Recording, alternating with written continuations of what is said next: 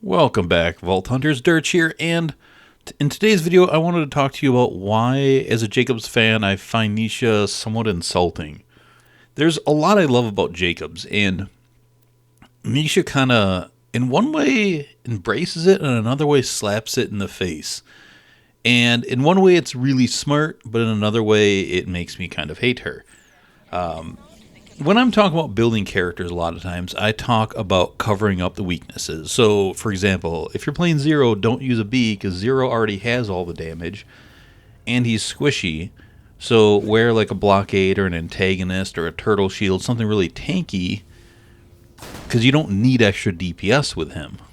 For grenades, use transfusion grenades because you need more healing. Stuff like that. You want to counteract the weaknesses to make a more complete character. Now, Nisha as a Jakobs character, in one way you want to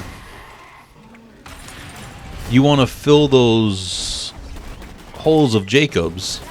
Sorry. Some people are going to find a sex joke in that, and some people are going to think I am being silly and perverted. But both. So you want to counterbalance Jakobs' weaknesses. So in one way, they really nailed that, but they went so far nailing it that they made it pointless to use Jakobs guns in another way. And that's what I'm going to get into. So first, why do I love Jakobs guns? As you guys know, I'm a longtime Jakobs fan, if you guys have been watching my videos for a while. But you guys also know I'm a big Western fan, and I love the feel and the theme. I like Jakobs in Borderlands 1 as that slow, hard hitting, but in Borderlands 2... when they first were kind of talking about it and showing off the first trailers, I remember Randy Pitchford was talking about the irons, and when you fire them fast, you actually fan the hammer. And I was thinking, Randy, stop. My dick can only get so hard. And later I figured out I was totally wrong and get harder because I got found a Maggie as my first legendary in the game, and dear God.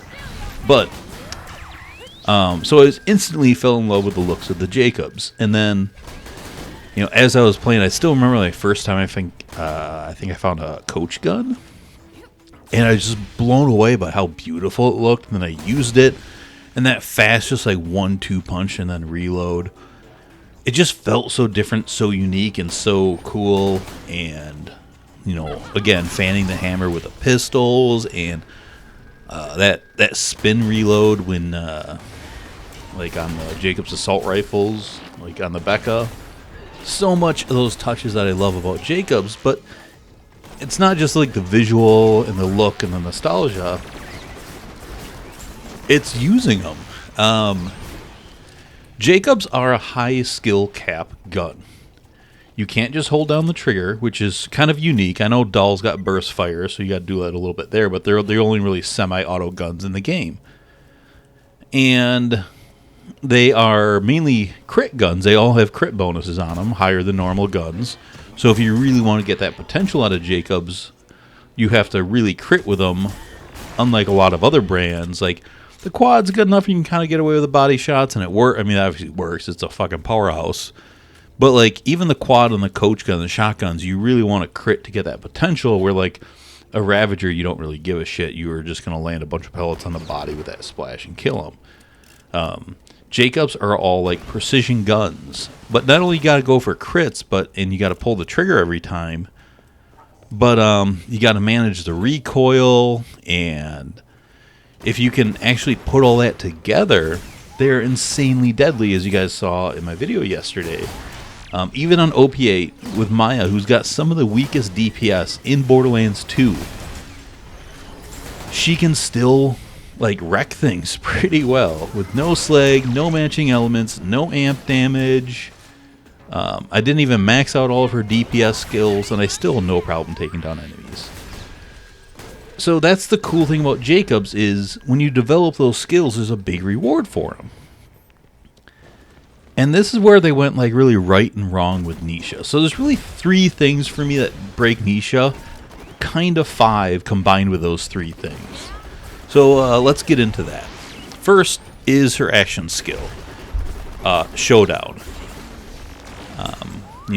Showdown, when you press your action skill, it causes you to automatically aim at enemies and gain increased gun damage, fire rate, reload speed, accuracy, bullet speed with all gun types, holding mouse 2 if you're on there, and flicking your mouse in a direction allows you to quickly cycle to another target. Sniper rifles and rocket launchers do not receive this damage bonus. So, if I was designing a gunslinger kind of western cowboy character, if you take this skill and get rid of the auto aim, it's actually pretty on par with what I think I would do. As that gunslinger, you would just want to give them like badass stats. But the auto aim, again, part of what I love about Jakobs is that skill cap and learning to use them, and the auto aim takes that away. And I tried playing Nisha in the pre-sequel, and I think by the time I got to like level 20 with her, I was already done with her. It was not fun for me. It completely ruined the feel of Jakobs guns. But then they've got 2 skills that make it even worse.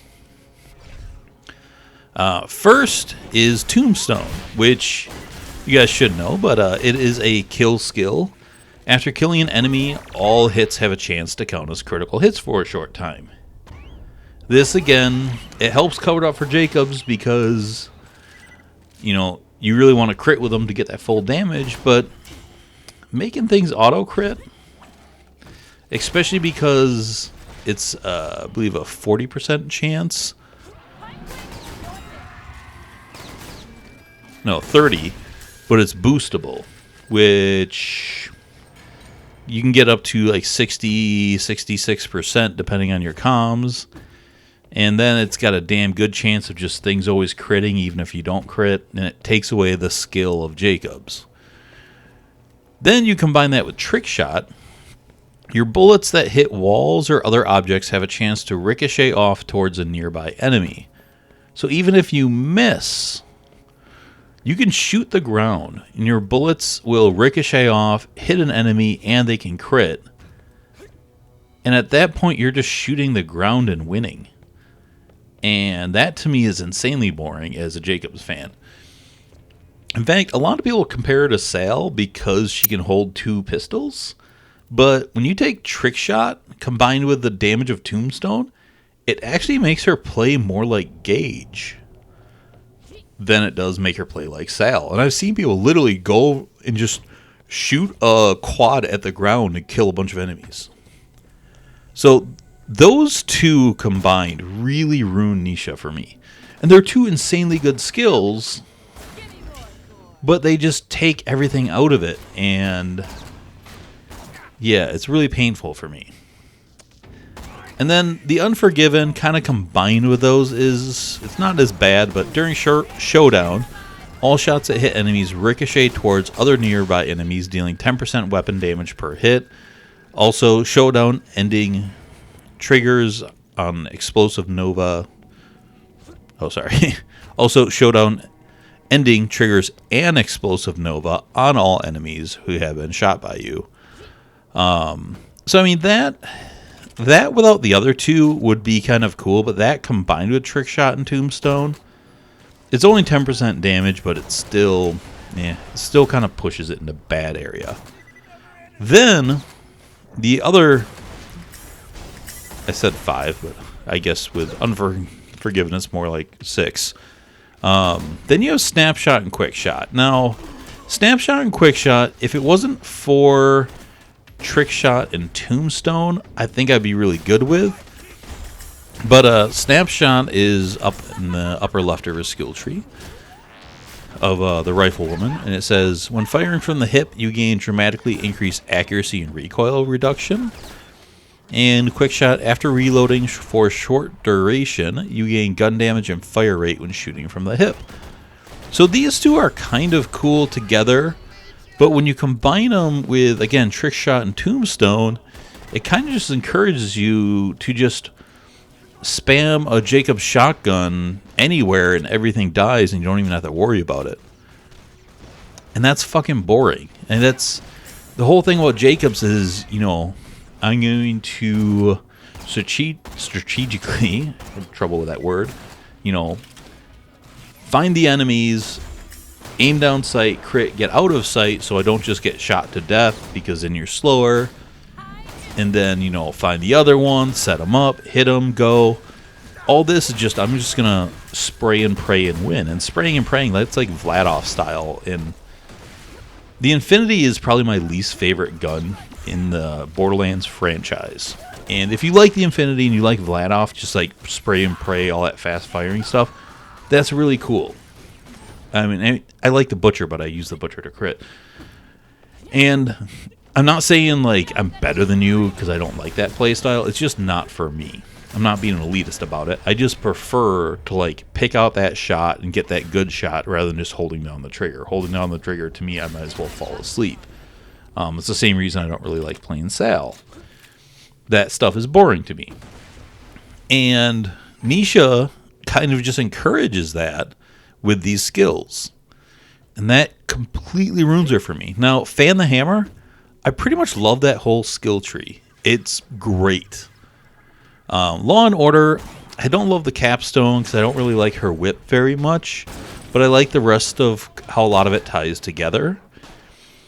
But the Rifle Woman, it really ruins it for me. And Snapshot and Quickshot would actually be fine if it wasn't for Trickshot and Tombstone all the time. And I know Tombstone's a kill skill, but it's pretty much always on Nisha. The other thing is, she's got a ton of fire rate buffs, and Jakobs doesn't really benefit from those that much. It kind of encourages other gun types. So, yeah, all that combined, to me, it just ruins the Jakobs experience, and it makes me not want to play her, because I want to play her with Jakobs, and I want to like her with Jakobs. So when she first was announced, and I was looking at a few of the things, I was really excited. And then I used her, and I was really depressed. So, yeah. That's kind of my take on Nisha. Now, to turn it around, and, you know, how would I design the gunslinger as a Jakobs fanatic and someone that really loves it to make it really cool? I think they're close. Really, really fucking close. So, Tombstone and Trickshot, I think would be fine if you made those part of Showdown and remove the auto-aim. That makes Showdown really powerful, and then it's almost like Maya for me. You guys might think, you know, yo, you're a hypocrite because you love chain reaction on Maya, and to a point you're right, but I love kind of setting up chain reaction. You know, I use the Quasar and Converge to really group enemies up, and the Quasar kind of weakens them, takes down their shields, and then I use guns that balance around chain reaction, like the Twister, the Pimpernel, and the Becca, to really rain hell on them. So I make a loop around that. But it's a loop. It's not always on. Like, as much as I kind of joked in the past about chain reaction always on, it would make her kind of boring. It's about setting it up and going for that big chain reaction hit, which to me is fun. That's a combat loop. So I think if you would actually just move those two to Showdown, it'd be a little bit better. God, I might even get rid of Trickshot and just have Tombstone on there. But if they were both on there, you couldn't boost them, which would make the values better. I would also make it work on sniper rifles. I don't know about launchers. You know, you might have to, by putting those two on there, you might have to change values and stuff. But I think that would make her more fun to play, because then, you know, they're situational, but it's still really powerful. You still are aiming. It takes away the auto aim to me, which really ruins her. And I think that would be a good way to do it. And then you can replace those with some interesting skills. And if you do that, then I think Snapshot and Quickshot are actually fine. And I think Unforgiven then is fine. And that to me really, really kind of sells her. And you wouldn't really have to change a lot more. I might switch some of her fire rate buffs to more reload or magazine or some other things. You know, I really like Hot Lead. Hot Lead I think is really cool and thematically kind of fills up a Jakobs gap really well. You know, I really think Magnificent Six is cool. Again, Snapshot and Quickshot, really cool thematically. It's just, you know, broken again with Trickshot and Tombstone, in my opinion. But she's got a lot of skills that really kind of match up well with Jakobs stuff. Crack Shot is really cool, especially Crack Shot compared with Magnificent Six. You're always kind of getting that bonus stuff on like Jakobs shotguns and stuff. There's so much that really works with her, but it's just a few things that kind of make her play like Gage. And Gage is the furthest thing away from the Jakobs playstyle, even though Gage is really good with Jakobs shotguns. Basically because they reload so often, they stack anarchy, and they've got all those pellets going everywhere. But Jakobs about that precision and managing recoil and balancing all that stuff. And Nisha just kind of throws all that out the window, and it's no longer fun for me. So that's why I don't like Nisha. Again, if you really like Nisha and you love the way she plays, great. I'm not telling you you're wrong. I'm not telling you I'm right. It's just a difference of what we like for play styles. And that's one of the coolest things about Borderlands, is it offers all this diversity of play style. You know, I don't have to love all 6 characters in Borderlands 2 in the pre-sequel. If I can find 2 or 3 I like, that's more than enough. I don't have to like them all. I don't like Sal. A lot of people do. That's awesome. That's actually an awesome thing. No one has to like everyone. There's enough characters, there's enough guns. I don't like the Infinity. A lot of people do. Cool. You know? So, yeah, that's my take on Nisha, and that's why I'm not going to do really Nisha stuff.